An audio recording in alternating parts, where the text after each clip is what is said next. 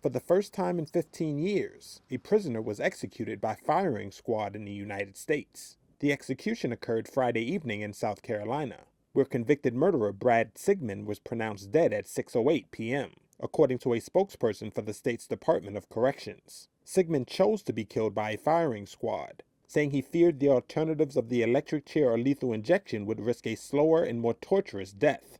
Associated Press reporter Jeffrey Collins was one of 3 media witnesses. Suddenly the shots rang out at, I believe Christie said it was 6:05 and 50 seconds.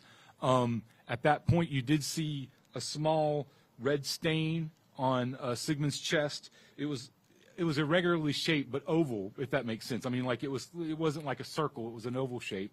I saw it looked like he may have taken a couple of his chest rose and fell about 2 times immediately after the shots.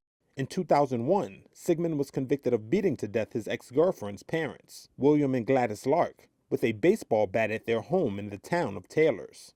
A few hours before the scheduled execution time, the U.S. Supreme Court rejected Sigmund's final petition to halt his killing.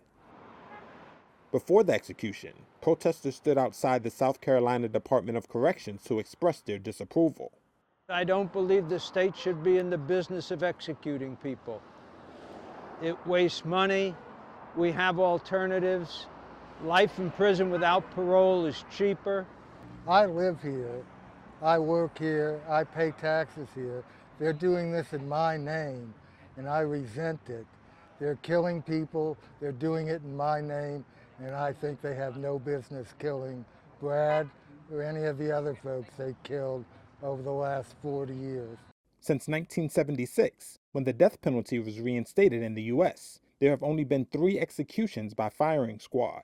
Most U.S. executions use lethal injection, introduced in the 1970s as a less outwardly violent method, but it has become the most frequently botched means of execution, according to the Death Penalty Information Center.